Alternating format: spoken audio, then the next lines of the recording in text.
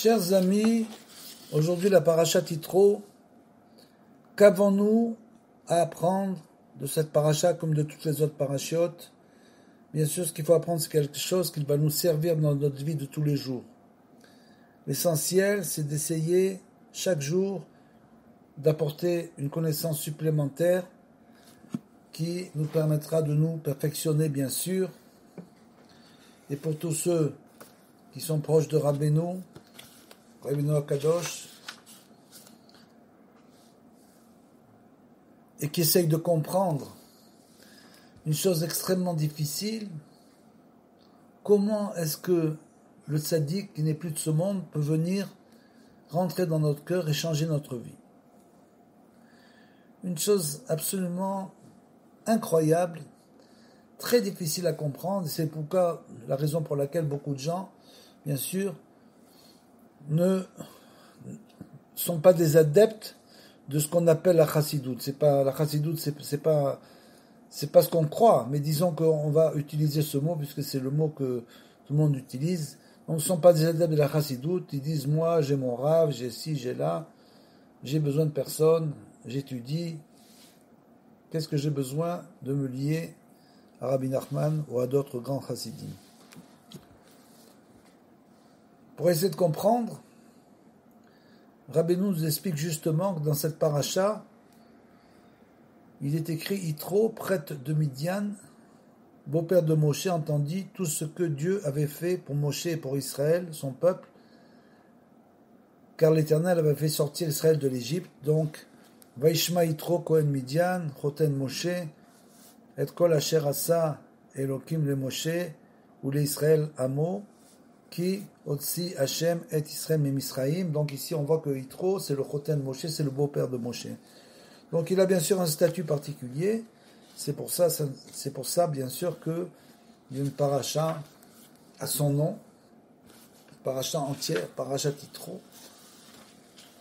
Et après il est écrit un peu plus loin.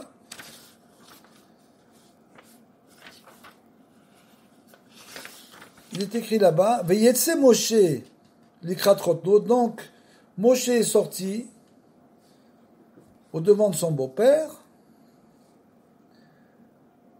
L'ikrat chotno, donc, Veishtachu, il s'inclina, c'est du kavod pour le beau-père. Veishtachu, Veishaklo, il l'embrassa. Veishelu, Ish le Reu, les shalom, vayavo o là. Et donc ils s'enquirent l'homme de son prochain de paix, ils s'enquirent l'un l'autre de leur paix, s'ils étaient en paix, si tout allait bien, et ils entrèrent dans la tente. Et c'est là où on essaie de comprendre quel est le sens et comment le tzaddik peut arriver à se rapprocher de chacun d'entre nous individuellement, pour celui qui se lie au tzaddik, et comment il peut véritablement changer sa vie. Le tzaddik est d'un niveau supérieur, comme tous les grands tzaddikim. Donc quelle différence y a-t-il entre Rabbeinu véritablement et les autres grands tzaddikim? Chacun a dévoilé ce qu'il a dévoilé, mais Rabbeinu est venu pour dévoiler dans ce monde une Torah qui va nous aider à vivre au jour le jour. C'est, je dirais, la Torah du jour le jour. C'est bien sûr une Torah qui est dirigée vers le Olam Haba, c'est-à-dire c'est une Torah qui va de Tartiot Ares, du plus profond de la terre, jusqu'au ciel, Mamash, c'est-à-dire qu'elle monte jusqu'en haut. Donc elle comprend toutes les bandes. Et c'est ça la différence. La différence, c'est que la Torah de Rabbeinu, c'est pas une Torah qui ne parle que de Kabbalah, une Torah qui ne parle que de Moussar, de choses élevées, etc. C'est une Torah qui parle de tous les niveaux de la Torah, de Aleph jusqu'à Tav. Parce que là, il est écrit, et ils s'enquirent l'homme et son prochain. Vaishalou ish les réou les shalom, c'est-à-dire qu'ils ont demandé l'un à l'autre s'ils étaient en paix. Une chose étonnante. Il écrit ish les réou, ça paraît incroyable. Comment la Torah peut écrire une chose pareille entre Moshe, Rabbeinu, qui reçoit la Torah dans cette paracha, directement, panim el panim, face à face avec Akadosh Baruch Hu, le tzaddik de la génération absolue, celui qui est au-dessus de la névoie, au-dessus de la prophétie, et Réou, c'est Yitro, qui, il est écrit, qui n'avait pas une avodah zara, qui n'avait pas essayé. Comment est-il possible que la Torah parle comme ça de Moshe Rabbeinu, le grand tzaddik, et Yitro, il marche, et Réou, son prochain. Ça veut dire de Moshe et de son prochain, de son ami en quelque sorte, Yitro. Quel est le sens de cette phrase? Et c'est là où il faut comprendre que tout celui qui désire se lier à Rabbeinu, quel que soit le niveau où il va recevoir sa réparation, comme dit Rabbeinu. Tout celui qui vient se lier à moi recevra une réparation. Obligatoire. Une réparation obligatoire dans sa vie. Pourquoi? Parce qu'il est venu dans ce monde à cette période pour réparer notre génération. Chacun d'entre nous, puisque comme il dit, le tzaddik de la génération, le sage, c'est celui qui connaît le shoret nishmat Israël, c'est-à-dire qu'il connaît la racine de chacun d'entre nous, de la neshama, de l'âme de chacun d'entre nous. Donc il connaît chacun d'entre nous de manière particulière. Il va venir réparer tout celui qui vient se lier à lui pour finalement pouvoir réparer tout le peuple d'Israël. Et c'est comme ça que Rabbeinu amènera le Mashiach. Tout simplement par la réparation collective qui est en fait individuelle de chacun d'entre nous. Et vous voyez là qu'il écrit Ishrehu, et Rabbeinu nous explique là-dessus, Vamrou, Rabotenu Zal, Mishekaroui Ish, celui qui est appelé Ish, il nous a enseigné les maîtres, c'est Moshe. Moshe est appelé Ish, Vekama ayu rechokim zemize, et combien ils étaient éloignés l'un de l'autre entre Moshe et Yitro. Moshe kibel à Torah mipi à Gvura. Moshe, il est arrivé dans les summums il est rentré dans les summums de la rigueur divine. La chose la plus difficile au monde, c'est le travail des tzadikim, de transformer la rigueur en rachamim. Et pour ça, ils souffrent toute leur vie, pour le peuple d'Israël, pour que cette rigueur divine qu'on appelle la Torah, puisque ce sont des dinim, la Torah c'est des dinim, c'est des lois, et les dinim c'est de la rigueur, puisque les lois finalement, c'est ce qui détermine en général les punitions. Celui qui ne va pas devant ces lois reçoit telle ou telle punition, donc c'est de la rigueur pure, divine. Les dinim, le din, comme on le sait, c'est le jugement, c'est la rigueur. Et c'est bien pour ça que Rabbeinu nous amène un très grand chidouche, une nouveauté extraordinaire, mis à part toute sa Torah bien sûr, une nouveauté qui n'a jamais existé depuis la nuit des temps. Et cette nouveauté s'appelle Rosh Hashanah. Jamais on a vu des milliers de chassidim quitter leur maison pour venir dans un endroit à Rosh Hashanah, à la sépulture du tzaddik, pour recevoir sa bénédiction et sa réparation. On n'a jamais vu ça.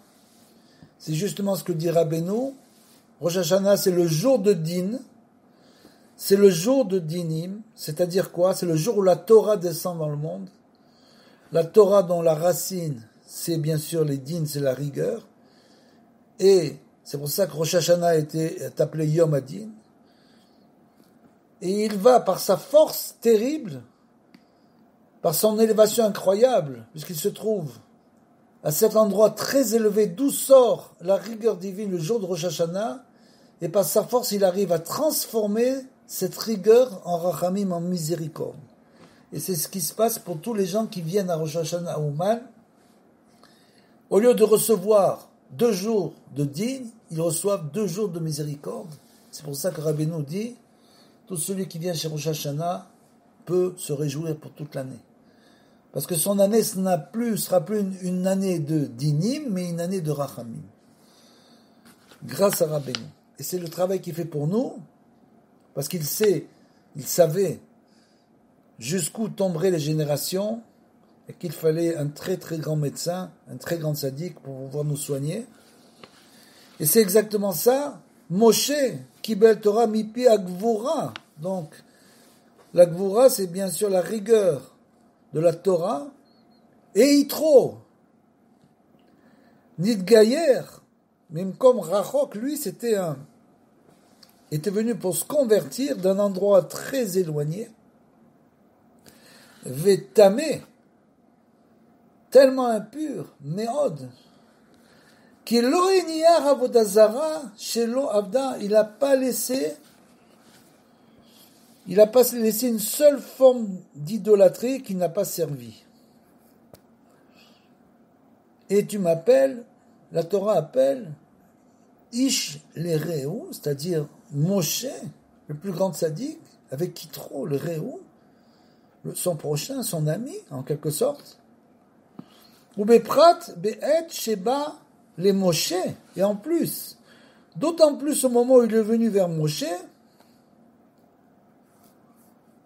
chez Adayin, l'onit Gayer, il n'était pas encore converti. Rak chez Ratsa, l'Idgayer seulement, il voulait simplement se convertir. Donc c'était pas un juif, et on l'appelle avec Moshe le Réou. C'est assez incroyable.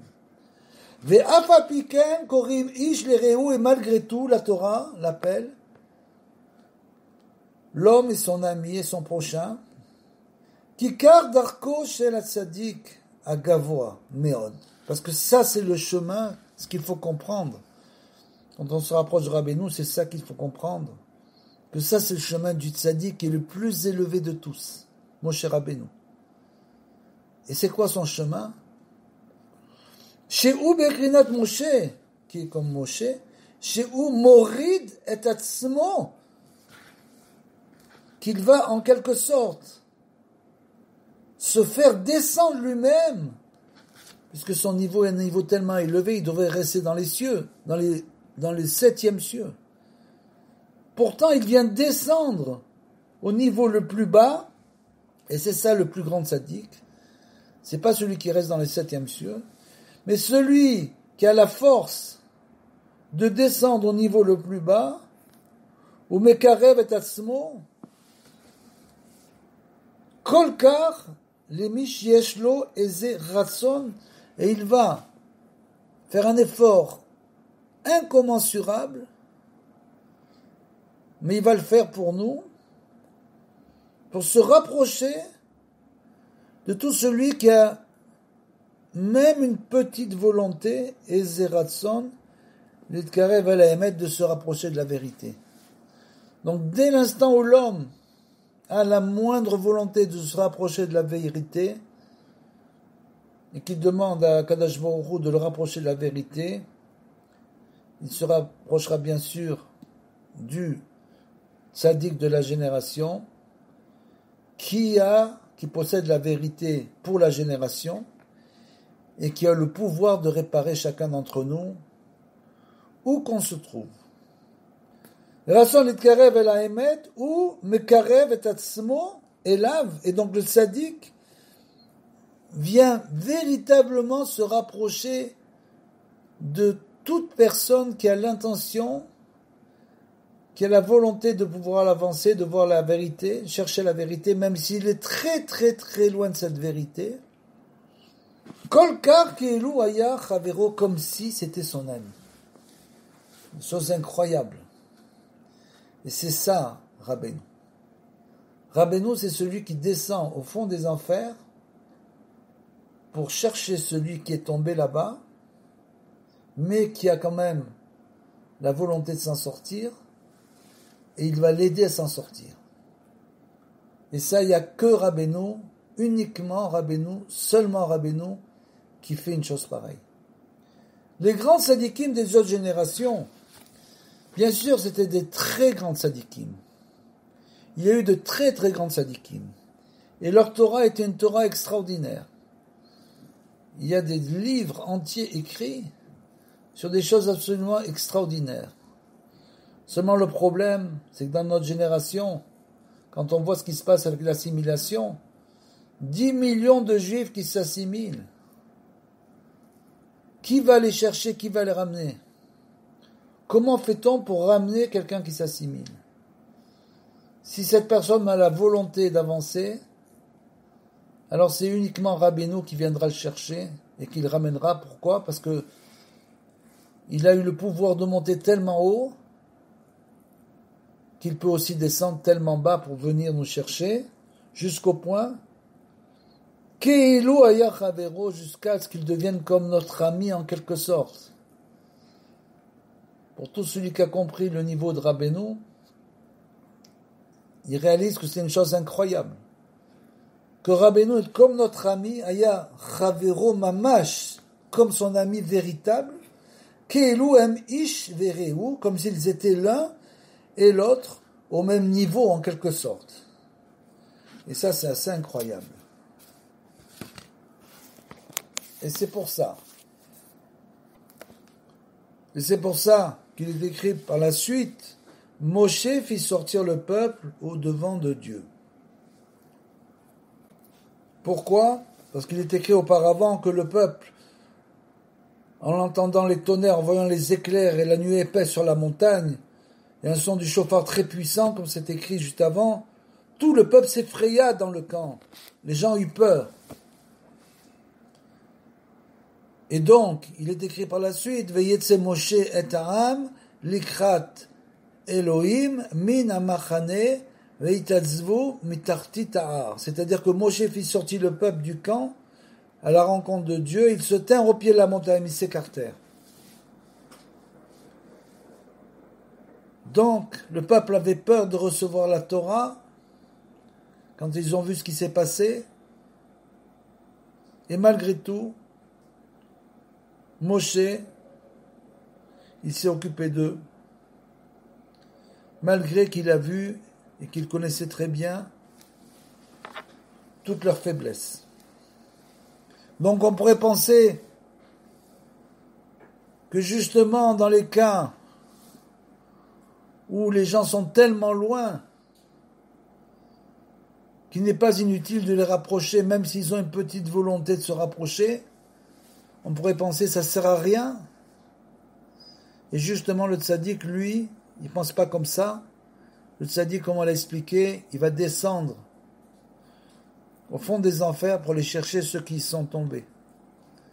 C'est ça le tzaddik de notre génération, parce que malheureusement, beaucoup sont tombés. Donc seul lui a la capacité de les sortir de là-bas. Et là-dessus, nous dit Rabbeinu, mais inyan tsat anashim shemitkarvim la'avodat Hashem itbarach achar kach mitrachakim. Dit Rabbeinu, parce que il y a des gens qui se sont engagés dans le service divin et après, on en voit beaucoup malheureusement comme ça, se sont écartés. Une fois qu'ils se sont rapprochés, après ils se sont éloignés à nouveau. Pourquoi? Parce que il y a eu des problèmes. Ils n'ont pas su analyser les problèmes. On cru que c'était une atteinte à leur kavod en quelque sorte. Et se sont écartés complètement. Et ceux-là, il faut les rapprocher à nouveau. On va dire non, ils se sont déjà écartés, ils ne vont plus revenir. Et Rabbeinu nous dit, Anna, afal piken, yakar etzel Hashem itbarach, nous dit Rabbeinu, un grand chidouche, ne crois pas ça. Sache que, malgré tout, c'est très cher aux yeux de Hashem, itkarvut be'atzmo, qu'ils aient eu, à un moment donné, la volonté de se rapprocher, afal pisha, c'est-à-dire même si c'était pour un bref instant, une personne qui a dit une bonne parole, qui a eu un bon sentiment, même si après il est retombé ou il est retombé, sache que ce rapprochement, et c'est bien sûr une leçon qu'on doit apprendre dans notre vie, c'est-à-dire que quand on voit des gens comme ça, on ne doit pas nous tomber dans le désespoir en disant on n'a aucune chance de les rapprocher. Pas du tout. Une petite parole, c'est très cher aux yeux d'Hachem. Afalpi alpisha. Afalpi shachar kar nase machenase. C'est-à-dire que même après, ils sont retombés complètement, ras shalom. Ve'amaralo al sha'at matan Torah. Et donc, au moment du don de la Torah, Nehemar, il est écrit Levaftini ba'achat me inyanir. C'est-à-dire qu'il est écrit dans le Shir Hashirim là-bas, tu as séduit mon cœur par l'un de tes regards. Juste un de tes regards a séduit mon cœur. Tu n'as pas fait de longues tirades, des belles paroles. Juste un bref instant, l'instant d'un regard, tu as voulu revenir vers Hachem. Après, tu es retombé en arrière. Tu as tout abandonné. Mais même ce regard-là, il est très cher pour Hachem, nous dit Rabbeinu, et c'est ça toute la Torah de Rabbeinu. Il faut comprendre sa Torah. Sa Torah, c'est ça. C'est qu'il cherche les points positifs, même si ce sont des choses infinitésimales, qui n'ont presque aucune existence. Ça suffit pour Rabbeinu, pour ramener quelqu'un et le rapprocher.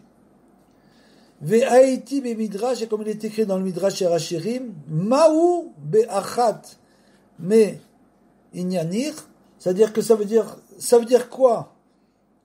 Ce pasouk-là, il veut dire, tu as séduit mon cœur par l'un de tes regards. On parle des yeux, en fait. Que signifie par l'un de tes yeux?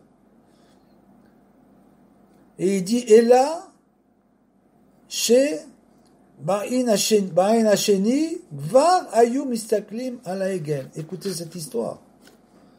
Le Midrash nous explique qu'un œil a été séduit par Hachem en quelque sorte, le temps d'un regard, et l'autre œil, il est où l'autre œil? Il nous dit l'autre œil, il lorgnait déjà sur le péché du veau d'or. C'est-à-dire qu'ils avaient les passions qui brûlaient leur cœur. Et malgré tout, ils ont jeté un petit regard vers Hachem.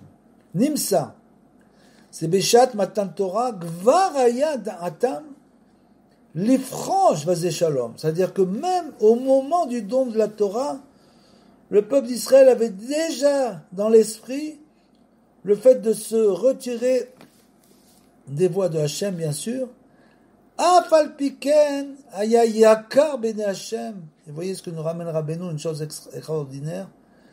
Malgré tout, ce petit rapprochement, même si c'était rien, c'était très cher aux yeux de Hachem, Idbarar, Meod, Idkarvut Basmo, ce rapprochement-là. Kemo shekatuv,